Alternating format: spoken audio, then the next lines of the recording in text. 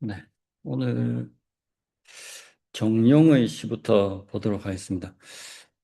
허균이 시를 모으면서 중요하게 생각했던 게 그냥 시만 잘 지으면 시를 뽑았습니다. 그 전에 동문선 같은 시선집은 무명의 사람의 시를 잘 뽑지 않았습니다. 그런데 허균은 그러지 않고 시만 잘 지으면 뽑았습니다. 그러니까 정용이라는 사람의 시를 몇 수 뽑았는데 이 정용이라는 사람은 역사적으로 알려진 분이 아닙니다. 그런데 시를 보면 허균이 왜 뽑았는지는 알 수 있습니다. 시가 괜찮거든요. 자, 첫 번째 시입니다. 제목이 노궁입니다. 노궁. 시기적으로도 딱 좋네요. 여러분들 왕가 사는 남자 봤습니까? 아, 노궁이면 무슨 뜻입니까? 단정이 어, 영모에 연루돼서 노산군으로 강등되죠. 노산궁 할 때 그 노자가 이 노자입니다. 그리고 궁은 집궁자입니다. 그러니까 노산군의 궁전 이렇게 되는 거죠. 정용이 청령포 노산군의 유배지 갔다가 그 유배지에 노산군이 머물던 곳을 보고 지은 시입니다. 그런데 자, 여기서 청령포 단종 유배지 가봤던 사람 손 한번 들어보십시오. 안 가봤습니까? 답사할 때 한 번씩 가는데 안 간 모양이네요. 실제로 가서 보면 그냥 조그만 집입니다. 그냥 조그만 집인데 제목부터 범상치 않다는 게 그 조그만 집을 궁전궁자를 썼습니다. 노상궁의 궁전. 왜 이렇게 궁전궁자를 썼을까? 실제 그 유배지의 초라함과 왕이 사는 궁전이라는 그 괴리감, 그것을 극대화하기 위해서 제목을 궁전궁자를 쓰지 않았을까 이렇게 생각이 됩니다. 제목은 노상군의 궁전이고요. 첫 번째 구절입니다. 도화안. 사람인 건널도. 사람은 건너갑니다. 도화안. 복숭아도 꽃화 언덕안. 사람은 복숭아꽃 언덕을 건너고. 자, 복숭아꽃 핀 언덕이니까 봄날, 그렇죠? 봄날입니다. 사람들은 복숭아꽃 언덕을 건너고, 우리는 지금 벚꽃 구경하다가 이제 벚꽃이 끝 무렵인데, 지금과 비슷한 그런 시기가 아닐까 싶고요. 두 번째 구절, 마시 양육풍, 말맞자, 울다 시자, 말이 웁니다. 히히히 하고 말이 웁니다. 양육풍, 버드나무 양, 버들류, 바람풍. 말은 버드나무 바람에 우네. 말은 버드나무 바람에 우네. 자, 계절적으로 아주 포근하고 아름다운 날씨고요. 버드나무에 바람이 불면 버드나무 가지가 살랑살랑 흔들리는데 그런 상황에서 옆에 세워둔 말이 우는 그런 모습을 묘사한 겁니다. 사람들은 복숭아꽃 언덕 사이를 막 번잡스럽게 왔다 갔다 하고 말은 버드나무가지에 부는 바람에 울고 한가한 좋은 날씨의 경치를 이렇게 묘사하고 있습니다. 세 번째 구절. 석양 산영리. 석양의 저녁석 변양. 석양의 산영리. 산산 그림자영 속리. 석양의 산 그림자 속에 료적 노왕궁. 쓸쓸할요 고요할적. 쓸쓸하고 고요하구나. 노왕궁. 노왕, 노상군을 가리키죠. 노왕의 궁전은.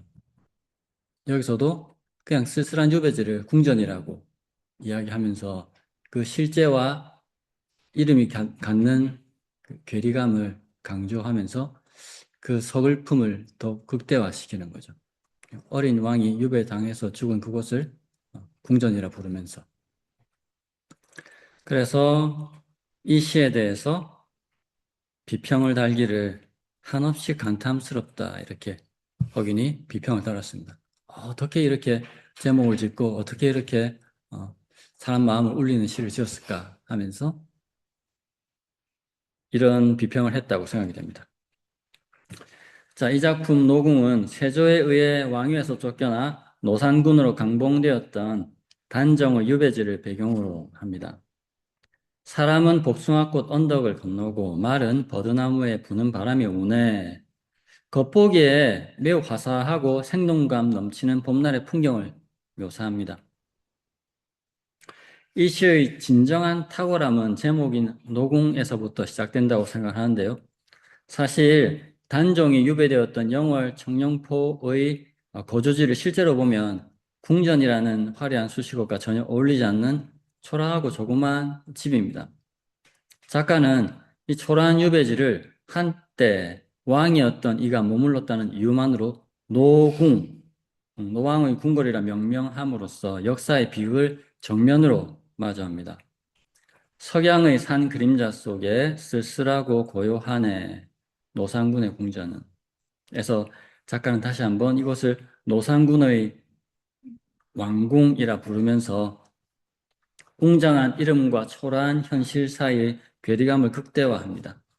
이에 대해 허균은 한없이 감탄스럽다라는 짧지만 강렬한 비평을 통해서 이름 뒤에 숨겨진 초라한 현실과 역사의 무상함을 완벽하게 구해내는 시인의 안목을 칭찬했습니다. 자, 정용의 시 또 보겠습니다. 야작입니다. 밤야 지을작, 밤에 짓다, 밤에 짓다. 휴명 원수리, 수리 부엉이, 부엉이 휴, 울다명. 부엉이는 웁니다. 원수리에서 정원 나무 속리, 정원 나무 속에서. 이 정원은 자기가 머물고 있는 건물에 딸린 숲을 정원이라고 합니다. 우리 집 앞 정원 이런 식으로 자기가 머무는 여기는 이제 여관쯤 될 테니까 여관에 딸린 숲에 있는 정원을 말합니다. 여러분들 부엉이 우는 소리 들어보셨습니까? 기억이 잘 안 나는데 맹금류의 울음소리는 아름답지 않습니다. 호랑이 우는 소리, 사자 우는 소리, 독수리 우는 소리는 아름답지 않아요. 겁납니다. 그 부엉이 소리가 밤에 내가 머물고 있는 정원 나무 숲에서 들립니다. 뭔가 느낌이 싸한 그런 느낌입니다. 두 번째 구절. 운흑, 오경천. 구름은 흑, 검을 흑, 검습니다. 흰 구름도 있는데 여기서는 먹구름입니다. 구름은 검습니다. 오경천에. 오경은 밤의 시간을 나누는 시간 단위인데요. 새벽 3시부터 5시까지를 오경이라고 합니다. 1경이 저녁 7시부터 9시까지죠. 그래서 2시간 간격으로 나눠서 오경은 새벽 3시부터 5시까지입니다. 오경의 하늘에 구름은 검네.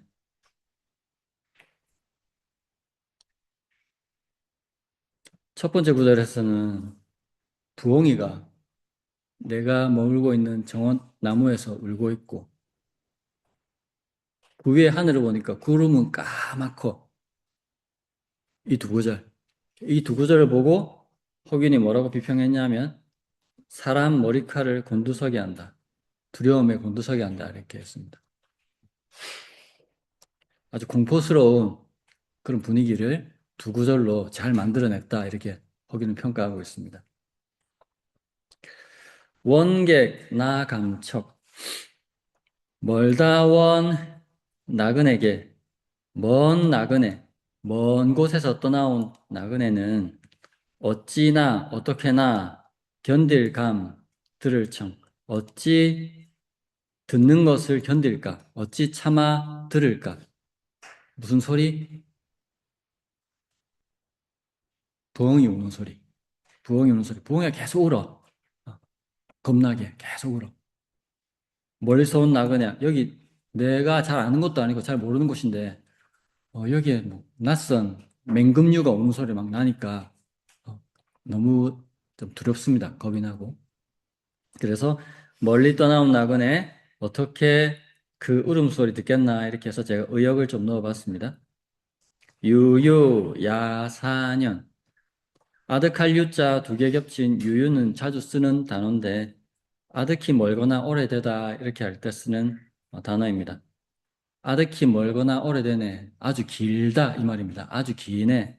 그래서 야사년. 밤이 해 같네. 하룻밤이 1년 같네. 그렇죠. 너무 무서운데 시간도 안 가고 계속 밤에 정체되어 있고 자기 잠도 이루지 못하고 공포스러운 분위기만 계속 느끼고 음, 이런 심정을 야작이라는 제목으로 지었습니다. 다시 한번 보면 밤에 어, 어떤 잘 모르는 내가 잘 알지 못하는 곳의 지역에서 여관에 머물면서 지었다 이렇게 추정이 되고요. 밤에 짓다. 수리부엉이는 정원 나무 속에 울고 구름은 오경의 새벽 3시 5시의 하늘에 걷네. 멀리서 떠나온 나그네 어떻게 그 울음소리 그 날카로운 부엉이 소리 듣겠나. 유유야사년 아득하고 아득해서 시간이 길고 길어서 하룻밤이 1년 같네. 수리부엉이는 정원나무 속에서 울고 구름은 오경의 하늘을 겁내는 새벽 3시, 5시 사이, 즉 동트기 직전에 가장 어두운 시간을 배경으로 설정하고 있습니다. 정원의 나무 우거진 곳에서 들려오는 부엉이의 부귀한 울음소리와 하늘을 뒤덮은 검은 구름은 시각과 청각을 동시에 압도하는 공포감을 조성합니다. 시각적으로는 먹구름이 꽉 끼어 있고 청각적으로는 날카로운 부엉이 소리가 들리고 이에 대해 허균은 사람 머리칼을 두려움에 곤두서게 만든다라는 파격적인 비평을 남겼습니다. 이것은 정룡이 단순히 밤의 풍경을 묘사한 것이 아니라 홀로 남겨진 사람이 느끼는 극도의 고립감과 공포를 소름 끼치도록 사실적으로 형사화했음을 의미하고 있습니다. 멀리 떠나온 나그네 어떻게 그 울음소리 듣겠나. 아득하고 아득해 하룻밤이 1년 같네. 이 구절은 고향을 떠난 나그네에게 부엉이 소리는 재앙의 전조처럼 들리고 끝이 보이지 않는 어둠 속에서 하룻밤 마치 1년처럼 길게 느껴집니다. 우리가 괴로운 순간의 시간이 잘 안 가는 것처럼 느껴지는 것, 그런 마음을 아주 잘 적절하게 표현했다고 평가할 수 있겠습니다. 또 정룡의 작품입니다. 증인입니다. 증인. 주다, 증, 사람인. 사람에게 주다. 2월 연사해. 2월에, 2월에. 자, 2월은 봄이죠. 지금 같은 봄입니다. 1, 2, 3월이 봄입니다. 그러니까 2월은 한참입니다. 봄이 한참일 때. 연, 제비연, 사, 헤어질 사, 바다해. 2월 달에 제비는 바다와 헤어지고. 자, 이게 무슨 말일까요? 2월에 제비는 바다와 헤어졌다. 아, 제비는 추우면은 남쪽으로 갔다가 날 풀리면 오잖아요. 지금 제비가 봄이라서 날 풀려서 온 걸 말하는데, 날 풀려서 다시 우리한테 온 거를 말하는데, 바다 건너왔다. 바다 건너왔기 때문에 바다와 헤어져서 왔다. 이렇게 표현한 겁니다. 그러니까 잘 쓰지 않는 표현이죠. 잘 쓰지 않는 표현입니다. 그래서 제가 여기다 의역을 하기를 2월에 제비는 바다와 헤어져 이곳으로 오고 봄이 되어서 이곳으로 왔다는 거죠. 천촌, 화만진, 1,000개의 마을, 꽃화 가득 찰만 나라 이름진 1,000개의 마을, 꽃은 가득 찼네 진나라에. 이건 또 무슨 말일까? 꽃은 가득 찼네 진나라에. 자, 천초는 모든 마을, 천 개의 마을이라기보다는 온 마을, 모든 마을, 뭐 이 정도로 의역이 가능하겠고요. 화만진, 꽃이 가득한 진나라, 꽃이 가득한 진나라. 그런데 여기서 진나라는 진짜 중국 진시 황제가 다스렸던 그 진나라를 말하는 것이 아니라 나라를 대유적으로 표현한 겁니다. 나라, 국, 나라국. 그러니까 여기서는 이 조선 땅이 되겠죠. 조선 땅이 될 겁니다. 그런데 이거를 운자를 맞추기 위해서 봄춘자와 운자를 맞추기 위해서 국자를 안 쓰고 진자를 쓴 겁니다. 여기에 대해서 허균이 시어를 다듬은 것이 교묘하다 이렇게 평가했습니다. 나라를 뜻하기 위해서 가져온 단어가 그리고 제비가 이쪽으로 봄에 오기 위해서 사용한 단어가 참으로 독특하다. 요걸 이제 평가하는 거죠. 그래서 2월의 제비는 바다와 헤어져 이곳으로 오고 온 마을마다 꽃 가득한 나라. 세 번째 구절. 매, 취, 청명절. 매번 매, 취할 치. 매번 취합니다. 언제? 청명절에. 매번 청명절에는 취하는데 청명절은 예전에 뭐 지금도 있지만 잘 안 챙기는 24절기 24절기를 옛날 사람들은 잘 챙겼거든요. 잘 챙겼는데 24절기에 하나 청명절입니다. 보통 양력으로는 4월 5일 부근에 있고요. 음력으로는 2월 18일부터 3월 5일 사이에 봄에 드는 그런 절기입니다. 그래서 날이 이 무렵이니까 따뜻해서 보통 예전에는 뭐 성묘 많이 갔다 이렇게 이야기하는데 자, 이 시인은 매번 청명절에 취했다고 이렇게 이야기합니다. 날이 좋으니까 꽃놀이 하면서 술이라도 한 잔씩 했던 것 같아요. 마지막 구절. 지금 30춘. 매번 청명절에는 술을 마셨는데 지금 내가 30번의 봄을 맞았네. 내 나이 30이란 말이죠. 내 나이 30이란 말입니다.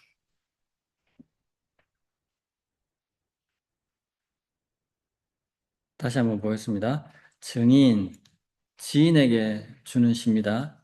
지인에게 주는 시. 2월의 제비는 바다와 헤어져서 이곳으로 왔고 온 마을마다 꽃 가득한 나라. 봄이 완연한 것을 이 두 구절로 묘사하고 있고요. 매 취청명절, 매번 청명절에는 취하는데 지금 30번째 봄을 맞았네. 여러분들이 김광석의 나이 30즈음인가? 라는 노래 들어보셨습니까? 그거를 여러분들이 30살쯤 돼서 들으면 감흥이 좀 있거든요. 아, 여러분들은 이 지금 30춘이라는 이 말이 가슴에 좀 잘 안 와닿죠? 아, 요거 30대 해봐야 압니다. 여러분들은 벚꽃 구경 잘 안 하시죠? 전 제 기억에 전 30대까지 벚꽃 구경을 해본 적이 없습니다. 또 벚꽃이 폈나? 이 정도지 뭐. 그런데 45살 때부터인가 벚꽃이 눈에 들어오기 시작하더라고요. 너무 아름다운데 그때부터 문득 이걸 몇 번 더 볼 수 있지? 이런 생각이 듭니다. 그 40대쯤부터 이제 친구들이 죽기 시작했거든요. 40대 때부터 친구들이 죽기 시작했습니다. 성인병 걸린 애들이 일찍 죽는 시기가 40대입니다. 그러다 보니까 죽음과 나는 멀리 떨어져 있는 건 줄 알았는데 시간이 지나면서 죽음과 내가 멀리 떨어져 있지 않다는 걸 느끼면서 그 한 해 한 해 변하는 게 가슴에 막 와닿는 겁니다. 그래서 여러분들은 하루하루 살아간다 이렇게 생각하지만 나이 많으신 분들은 하루하루 죽어간다. 이게 더 가슴에 와닿는 그런 나이가 되는 겁니다. 그래서 여러분들이 하루하루 살아가시지만 동시에 나는 하루하루 죽어간다 이렇게 생각하시면 훨씬 욕심을 덜어놓을 수 있거든요. 욕심을 덜어놓고 더 내가 좋아하는 것에 집중할 수 있습니다. 그렇기 때문에 살아가는 것과 죽어가는 것은 동시에 있다는 것을 좀 마음에 두시면 좋을 것 같네요. 자, 2월의 제비는 바다와 헤어져 이곳으로 오고 온 마을마다 꽃 가득한 나라. 이 구절은 만물이 생동하는 한가운데의 봄 풍경을 묘사합니다. 허균은 시어를 다듬은 것이 교묘하다라는 평을 남겼습니다.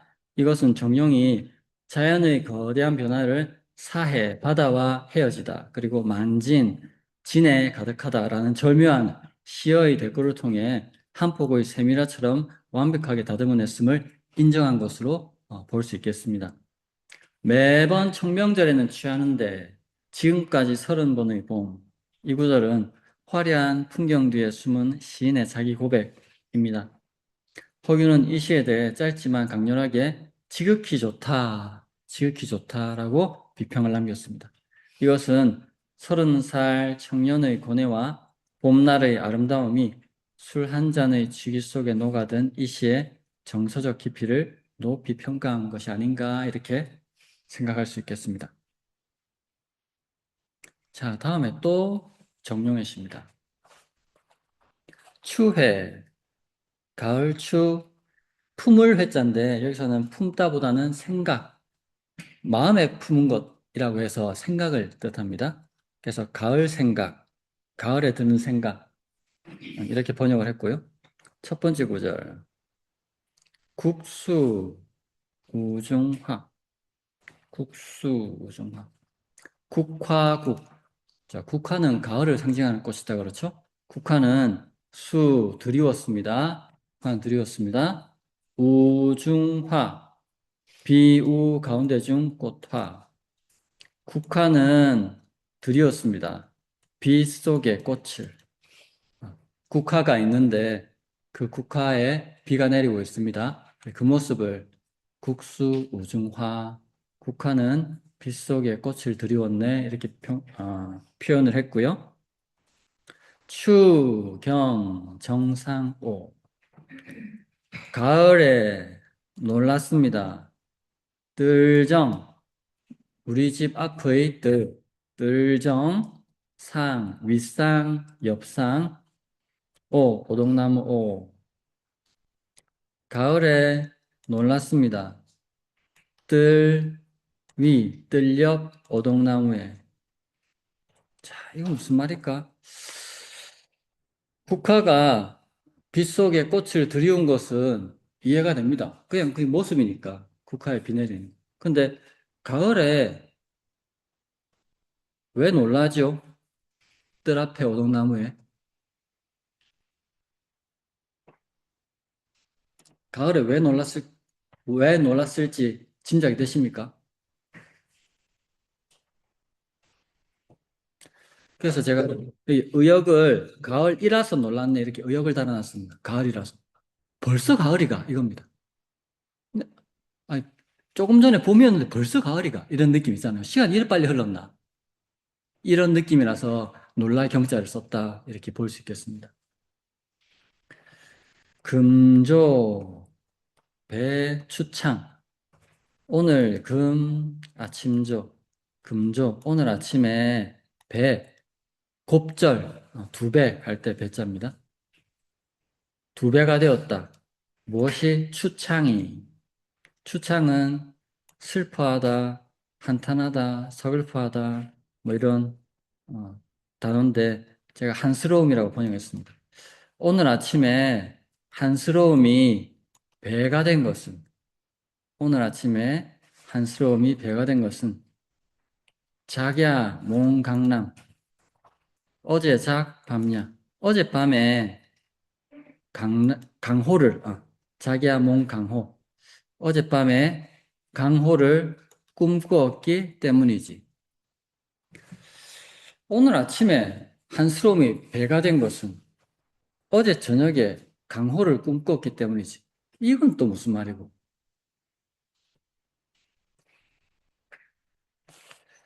1, 2구와 다시 연결해서요.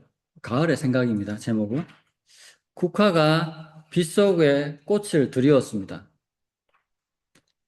가을이라서 놀랐습니다.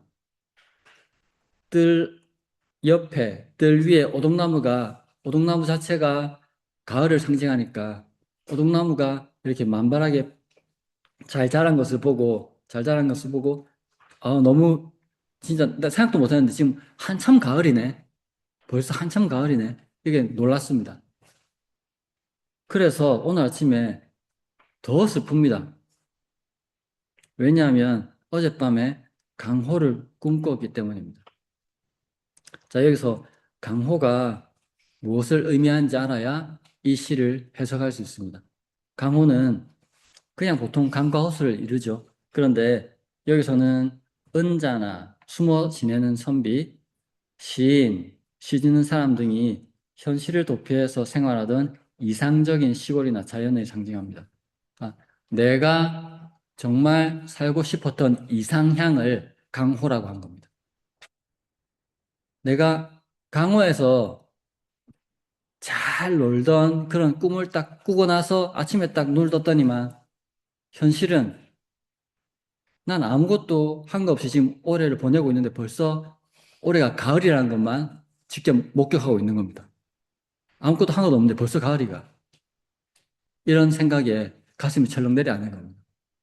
그래서 추해라는, 가을인데 올해도 이제 후반기로 접어드는데 난 아무것도 한 게 없네. 이런 생각에 사로잡혀서 이 시를 짓게 되었다고 짐작할 수 있습니다. 그래서 이 시에 대해서 허균은 역시 평범한 곡조가 아니다. 이렇게 비평을 달았습니다. 국화는 드리웠네 빗속의 꽃을 가을이라서 놀랐네 뜰 위 어둠나무에서. 이 구절은 계절의 변화를 시각적으로 선명하게 포착하고 있습니다. 오늘 아침에 한스러움이 배가 된 것은 어젯밤에 강과 호수를 꿈꾸어서지. 어젯밤 꿈속에 만난 강호는 정용이 평소 동경해 마지 않던 이상적인 삶의 공간이자 속세의 굴레를 벗어난 진정한 자아의 모습입니다. 하지만 잠에서 깨어 마주한 현실은 비바람 치는 가을 아침일 뿐입니다. 자신의 이상을 위해 아무것도 이룬 것 없이 또 한 해가 저물어 간다는 자책감이 꿈의 잔상과 겹쳐지며 시인의 한탄은 더욱 깊어집니다. 이에 대해 허균은 역시 평범한 곡조가 아니다라고 평가하며 꿈과 현실의 대비를 통해 인간의 근원적인 고뇌를 예리하게 잡아낸 정용의 솜씨를 높이 평가했습니다. 자, 그리고 다음 정용의 시 춘효입니다. 봄춘 새벽효. 봄 새벽에 봄 새벽에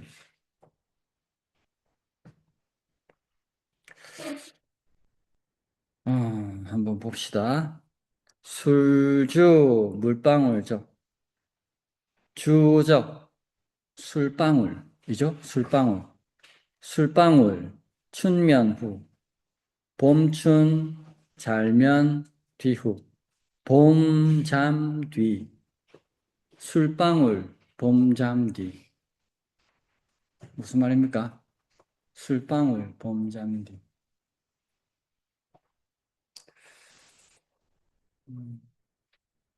술 먹고 싶을 때 친구야 술 먹으러 가자 이렇게 할 때도 있고 친구야 술 한잔 하러 가자 이렇게 할 때도 있고 친구야 술 한 방울 빨러 가자 이렇게 할 수도 있죠.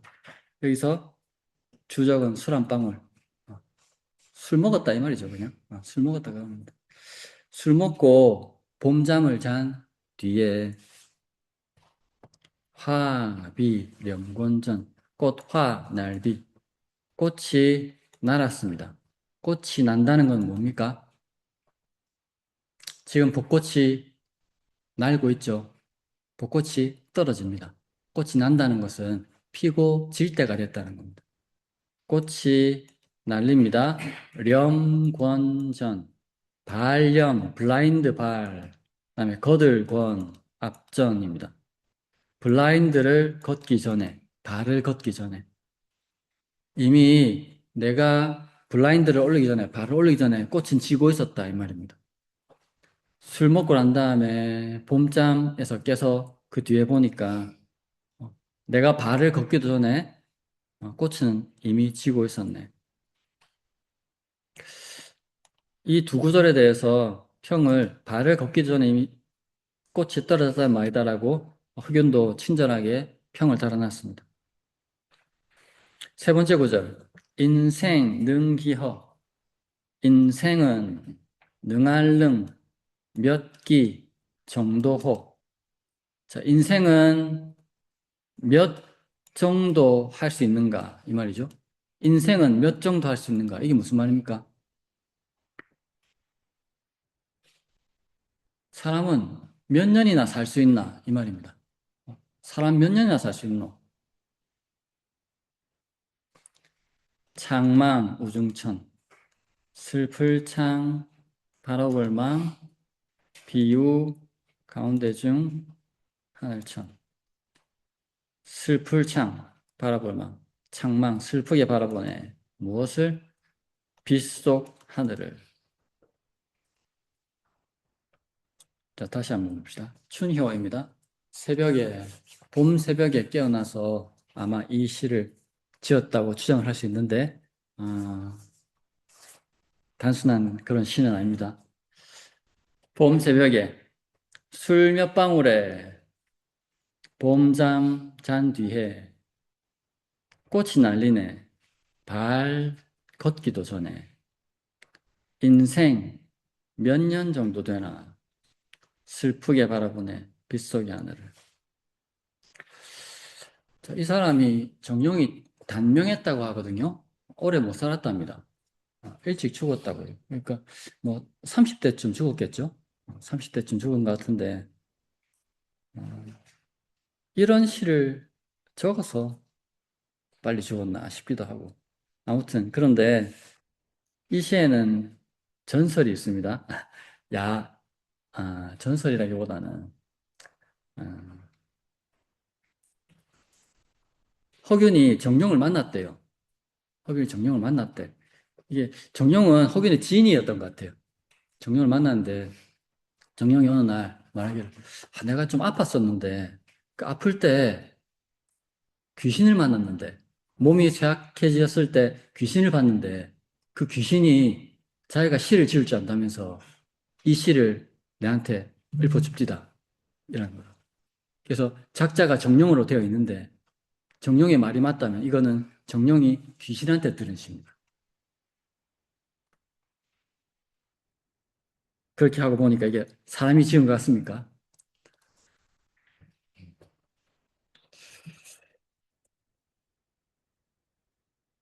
자, 시도입부입니다. 술 몇 방울에 봄잠 잔 뒤에 꽃이 날리네 발을 걷기도 전에는 찰나의 순간을 감각적으로 포착했습니다.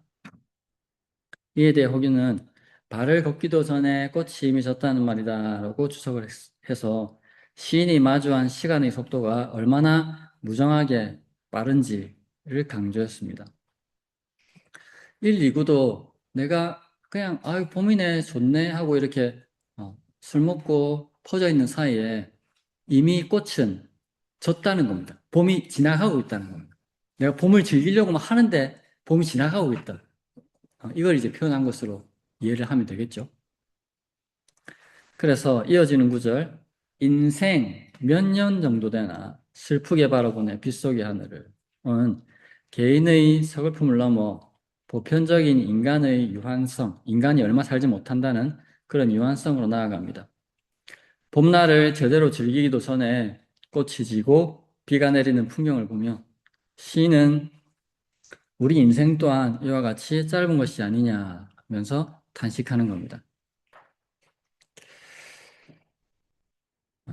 허균은 이 시를 두고 글자마다 보석이다 라고 극찬을 했습니다. 글자마다 보석이다 라고 극찬했고 허균의 성수시화라는 시화집을 보면 허균이 젊었을 때 정룡을 만났는데 정룡이 직접 이렇게 이야기를 했습니다. 자기가 아주 아파 누워있을 때 아픈 중에 귀신을 봤는데 그 귀신이 시를 지을 줄 안다며 이 추노를 알려줬다는 겁니다. 자, 정룡이 비록 짧은 생을 살았지만 봄날의 새벽을 술과 시로 맞이했던 것은 인생의 돛없음을 한탄하게 보다 그 순간의 자기 마음에 성실하게 응답하려 했던 노력이 아니었을까 이렇게 한번 생각해 볼 수 있습니다. 지금 시간이 너무 아까우니까 내가 좋아하는 걸 다 하면서 되게 살고 싶은 마음. 그게 그냥 단순히 내 즐거움을 찾는 거면 그냥 소시민일 거고 이 순간을 나와 사회를 위해서 쓰겠다 하면 훌륭한 사람인 거고. 그렇죠. 자, 다음은 여류신 임벽당 김씨입니다. 그냥 국조시사에는 김씨라고만 되어 있는데 이 시가 다른 시집에는 임벽당 김씨라고 되어 있고요. 의성의 별자 김수천의 딸이고 유현량의 아내다라고 되어 있고요. 문집 한 권을 남겼는데 문장과 서법, 글도 잘 지었고 글씨도 잘 썼고 그리고 그녀의 시는 열조 시집에 실려 있다고 되어 있습니다. 자, 아무튼 자, 김 씨가 지은 증인입니다. 자, 이 증인은 시 내용으로 봤을 때 남편한테 주었을 수도 있고 지인한테 주었을 수도 있습니다. 여러분은 어떻게 생각하시는지 한번 시를 보시면서 추측해 보십시오. 증인, 사람에게 주다입니다. 첫 번째 구절, 경벽, 인내소. 경은 경계할 때, 지역, 경계할 때 지경경자입니다. 지역이 벽, 궁벽할 벽, 번화가가 아니고 아주 치우쳐 있는 곳이다라는 뜻이거든요. 그래서 후미지다 이렇게 번역을 했는데 번역이 좀 후지기도 하고 그렇습니다. 아무튼 그래서 경벽은 장소가 후미져서 장소가 번화가가 아니라 아주 시골 외곽 지역이라서 인레소 사람인 올레 저월소 사람이 오는 것이 좋고 자, 이 경은 작자가 머물고 있는 곳을 뜻합니다. 임벽당 김씨 자신이 머물고 있는 그 장소가 아주 시골이고 후미져서 사람들이 오는 것이 좋고 산심 속사희 산산 깊을 심 게다가 내가 있는 곳에 산은 깊어서 속사희 세속속 선비사 드물희 세속의 선비가 드무네 산이 깊어서 세속의 선비가 드무네. 자, 첫 번째 두 구절, 둘째 구절 다시 보면요. 장소가 후미져서 사람 오는 곳이 좋고, 오는 사람이 좋고, 또 내가 머무는 곳 산이 깊어서 속세의 선비들이 드무네. 이 두 구절을 보고 혹윤이 칭찬하는 것이 아니라 책망하는 것이다. 이렇게 비평을 달았습니다. 그럼 1, 2부는 무슨 뜻입니까?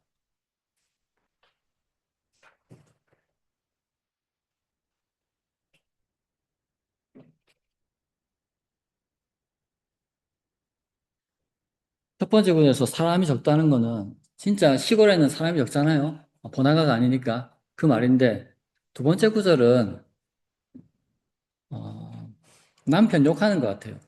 속사 지금 세속의 일, 관직 일을 하고 있는 우리 남편이 집에 잘 안 온다. 그렇게 읽히기 때문에 허균이 칭찬하는 것이 아니라 책망하는 것이라고 하는 겁니다. 선비가 한거하는 것, 조용한 곳에 사는 것은 칭찬받을 만한 일이거든요. 그런데 여기서는 칭찬하는 것이 아니라 원망한다는 말은 선비가 너무 바깥 일만 하고 집안에 잘 오지 않는다. 이것을 아내가 원망하는 투로 쓴 시다라고 이제 허균은 파악하고 있는 겁니다. 가빈, 무두주, 집가, 가난할 빈. 집이 가난해, 없을 무, 말두, 술주. 집이 가난해서 한 말의 술도 없으니. 한 말은 18리터. 도대체 18리터면, 와, 이만하나 나왔죠, 이만큼. 이만한데, 1.5리터 10개잖아요. 1.5리터 10개니까 이만한데 그게 없는 게 가난하다라고 했습니다. 그러니까 이 집은 양반집이죠. 서민집이 아닙니다. 서민집. 서민집은 이거 엄두도 못 내겠죠. 양반집 되니까 이 정도의 가난하다라는 표현을 쓰는 겁니다. 집이 가난해서 한 말에 술도 없으니 숙객, 야환귀, 자다 숙, 손님객, 숙객, 잠자는 손님, 잠자려고 한 손님, 야환귀, 밤에, 환, 도리어, 귀, 돌아가네. 자, 환자, 도리어, 돌아가다. 그래서 밤에 환귀, 돌아가네. 옛날에는 숙박업소가 제대로 되어 있지 않으니까 길을 가다가 잘 곳이 없으면 인가에 물어보고 잠깐 하룻밤 자고 가고 이렇게 하잖아요. 그렇게 했다고 뭐 사극에 나와 있고 뭐 그렇게 되어 있습니다. 그런데 3, 4구에서 술이 없어서 술을 준비해 둘 정도로 집이 여유 있지를 못해서 손님이 와서 하룻밤을 잘 수 있겠냐고 부탁을 하는데도 그 손님들이 다 돌아간다. 집에 술이 없어서. 이거 두 가지로 해석을 해볼 수가 있는데요. 하나는 진짜로 손님을 받을 만큼 그 여유가 없어서 손님 먹일 게 없어가지고 못 받고 돌려보냈다. 다 될 수 있고요. 또 하나는, 또 하나는 뭐가 될 수 있을까요? 힌트. 이 집에는 남편이 없어요. 남편이 없는데 외간 남자를 손님으로 받기가 힘들죠. 조금 어렵습니다. 받으려면 받을 수 있겠지만 말이 나오겠죠. 외간 남자가 들락거린다고. 그러니까 그것 때문에 가난을 핑계대고 외간 남자를 아예 들이지 않는 겁니다. 그런 의미로도 볼 수 있겠습니다. 자, 이 작품 증인은 단순히 사람에게 주는 시를 넘어 깊은 산속에 자신을 홀로 두고 오지 않는 남편을 향한 복합적인 감정을 솔직함과 자연스러운 서정으로 담아내고 있는 작품으로 해석이 가능하겠습니다. 장소가 후미져서 사람 오는 것이 좋고 산이 깊어서 세속의 선비 드문에는 화자가 처한 고립된 환경을 묘사합니다. 여기서 세속의 선비는 단순히 길 가는 선비가 아니라 작자가 간절히 기다리는 님을 가리키는 중의적 표현으로 해석할 수 있겠습니다. 허균은 이 시에 대해서 이 구절에 대해서 칭찬하는 것이 아니라 책망하는 것이다 라는 비평을 남겼는데요. 이것은 시인이 표면적으로는 자연의 고요함을 말하는 것 같지만 실제로는 그 적막함 속에 자신을 방치한 사람을 향해서 책망의 메시지를 던지고 있다고 파악한 겁니다. 다음 구절, 집이 가난해서 한 말의 술도 없으니 자려고 온 손님 밤에 돌아가네. 이 구절은 양반집 가정의 여성이 지켜야 할 엄격한 자기 절제와 지조를 보여준다고 해석할 수 있겠습니다. 잠시 숙박하러 들렀던 나그네를 술이 없다는 핑계로 밤중에 돌려보낸 행위는 남편이 없는 집에서 외간 남자를 재워주었다가 혹시나 발생할 오해나 구설을 사전에 차단하려는 단호한 의지의 표현으로 해석할 수가 있겠습니다. 자, 다음 시는요. 무명 씨가 작가입니다. 그러니까 이름 모를 사람이라는 뜻이고요. 제목은 제원벽이라고 되어 있습니다. 적다, 짚다, 집, 원자인데 이 시가 다른 자료에는 가천원이라는 역원의 벽에 적혀있던 시라고 되어 있습니다. 그래서 이 원자는 역원의 원이라고 보면 되겠습니다. 그 역원은 예전에 뭐 국가에서 공식적으로 어떤 연락들을 보낼 때 막 그 파발마를 보내잖아요. 그 파발마가 말을 바꿔 타던 그곳인데 그곳에 이제 숙박시설을 같이 두거든요. 거기를 역원이라고 합니다. 그래서 제원벽은 역원벽에 적다라고 해석을 할 수 있고요. 첫 번째 구절. 조규 태원혈. 세조 엿벌규. 세는 엿봅니다. 세는 엿봅니다. 퇴원혈. 무너질 태 여건원 구멍혈. 무너진 여건의 구멍을.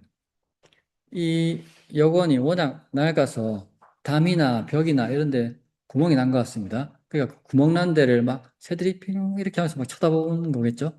그거를 이제 조규 퇴원혈이라고 표현했고요. 핵심은 여건이 낡았다는 말이겠죠. 인급 석양천 사람인 물길급 사람은 물을 긴내 석양천 석양 저물역 천 샘에서 사람은 석양에 샘물을 긴내 새는 무너진 여관 구멍을 엿보고 사람은 석양 속에 샘물을 긴내. 세 번째 구절. 산수 위가객 산산 물수 산과 물 위가객 위는 삼다 무엇으로 삼다 가는 집 객은 나그네 산과 물을 집으로 삼는 나그네 집이 없는 사람의 뜻이죠. 집이 없어서 가는 곳이 그냥 내 집이니까 하늘이 지붕이고 땅이 뭐 이불이고 뭐 이런 사람입니다.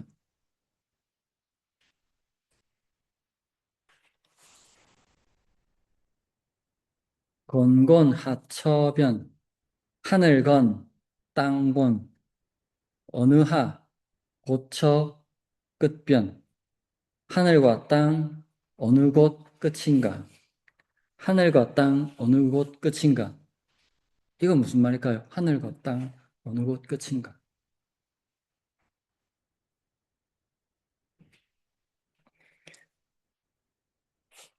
산과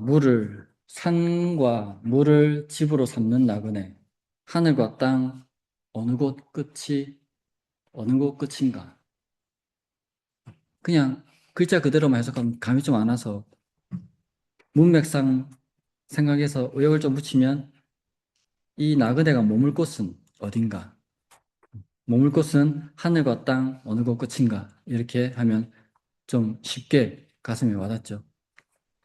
집이 없이 떠도는 자기의 처지를 이렇게 여관의 벽에다가 써놓은 거죠. 화장실에 낙서하듯이 여관 벽에다가 이렇게 써놓은 겁니다. 그런데 그 수준이 좀 철학적이라서 이렇게 가져왔는데 무명시라고 하지만 당시 사람들은 이 시를 정희량이 도망가다가 지은 시다라고 많이 평가를 했다고 합니다. 정희량은 무오사화 때 연산군에 무오사화 때 유배당했다가 곤장맞고 유배당하고 하다가 어머니 상을 당해서 어머니 무덤 옆에서 심여살이 하다가 행방불명된 사람입니다. 행방불명됐는데 당시의 전설이 어떻게 떠돌았냐면 이 사람이 심여살이 하다가 절에 들어가서 중이 됐다. 이런 학설이 있고 하나는 이름을 고치고 떠돌이로 살았다. 이런 학설이 있습니다. 아무튼 정의량이 상당히 뛰어난 시인이었고 이 사람이 그런 그 일화를 갖고 있기 때문에 이 여권이라는 떠돌이들이 나그네들이 머무는 이곳에 적혀있는 이 시가 정의량의 시일 것 같다. 워낙 작품성이 높으니까 그렇게 추측을 하는 겁니다. 허균이 주석을 뭐라고 달아놨냐면 지봉유설에 나와 있는 주석을 가져왔는데요. 지봉유설에 허암 정희량이 무어사화를 피해서 달아나 머리를 깎고 중이 되었다고 한다. 또는 스스로 2000년이라고 이름 짓고는 산과 물을 유람했는데 어디서 죽었는지 모른다고 한다. 일찍이 제원벽이라는 시에서 비바람에 놀랐던 전날 문명을 짊어진 이때 외로운 지팡이로 우주를 유람하다가 시끄러운 것이 싫어 시도 그만두네. 이게 첫 번째 수고 두 번째 수로 바로 이 시를 지어서 제원벽 원투 해가지고 써놓고 같다. 이렇게 일화가 남아있다는 겁니다. 자, 정인약은 연산군 시절에 가혹한 사활을 피해서 머리를 깎고 숙녀가 되거나 이름을 이천년이라 바꾸고 산천을 유람하며 종적을 감췄다고 알려진 인물입니다. 이런 역사적 사건이 있기 때문에 이 시를 정의량의 시라고 사람들이 추적을 했고요. 자, 첫 부분에 새는 무너진 여관 구멍을 엿보고 사람은 석양에 샘물을 깃네. 이 구절은 폐허가 된 가천원의 쓸쓸한 전경을 묘사합니다. 그리고 뭐 허교는 지봉유설의 기록을 인용해서 이 시에 얽힌 신비로운 배경을 설명했는데요. 정의량이 사활을 피해 달아나 산천을 유람하던 중 이 시를 지었으며 자신의 기구한 운명을 헤아려 지은 글이 세상에 알려진 것을 매우 신기한 일로 여겼습니다. 특히 산과 물을 집으로 삼는 나그네, 하늘과 땅 어느 곳 끝인가 라는 구절은 정처 없이 떠도는 방랑자의 근원적인 고독을 극명하게 드러낸다라고 평가할 수 있겠습니다.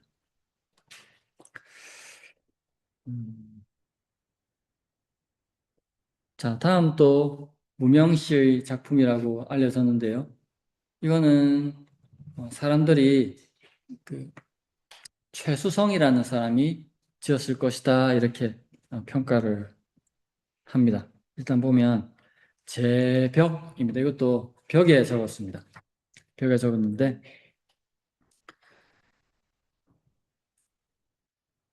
첫 번째 구절 수택 어룡국 물수 연못택 물과 택 연못은 어룡국 물고기 용용 나라고 물고기와 용의 나라이고 물과 연못은 물고기와 용의 나라이고 무슨 말입니까? 자, 물고기는 물에 살고 용은 큰 연못에 산다고 전설적으로 그렇게 되어 있습니다. 그래서 물과 연못은 각각 물고기와 용의 거주지죠. 그래서 물과 연못은 물고기와 용의 거주지, 그걸 나라라고 표현했습니다. 나라이고 산림, 조수가 산산, 숲림, 세조, 짐승수, 집가 산과 숲은 새와 짐승의 집. 자, 이렇게 하면 1, 2구가 딱 대꾸가 맞죠? 물과 연못은 물고기와 용의 나라고 산과 숲은 새와 짐승의 집이고 고주 명월계 외로울고 배주 외로운 배 명월계 밝을 명 달월 나그네계 외로운 배 밝은 달 나그네 외로운 배 밝은 달 나그네 어떻게 번역하면 자연스러울까요? 외로운 배 탄 밝은 달 아래 나그네는 이렇게 하면 좀 자연스러울 것 같습니다. 하처 시생에 어느 하 곧처 시는 비동사 뭐뭐이다. 어느 곳이 생애인가 어느 곳이 생애인가 이건 무슨 말일고 어느 곳이 생애인가 생애가 뭘 뜻하는지 알아야 해석이 좀 되겠습니다. 생애 살아있는 평생 생활하는 형편 생계 자 제가 그냥 의역으로 어느 곳에서 살아야 하나 이렇게 했습니다. 어느 곳이 생애인가? 무엇을 해먹고 살아야 하나? 무엇을 해먹고 어느 곳에서 살아야 하나? 이게 다 포함된 게 하처시 생애인 것 같거든요. 내가 뭘 먹고 살아야 되지? 뭘 먹고 어디서 살아야 되지? 이거를 다 포함한 것이기 때문에 제가 어느 곳에서 살아야 하나 이 정도로만 의역을 한번 해봤습니다. 품고 있는 뜻은 어느 곳에서 뭘 하면서 어떻게 살아야 되나 이게 다 포함되는 그런 뜻이 되겠습니다. 자, 이 시에 대한 설명은 다음 시간에 하도록 하겠습니다. 자, 수고하셨습니다.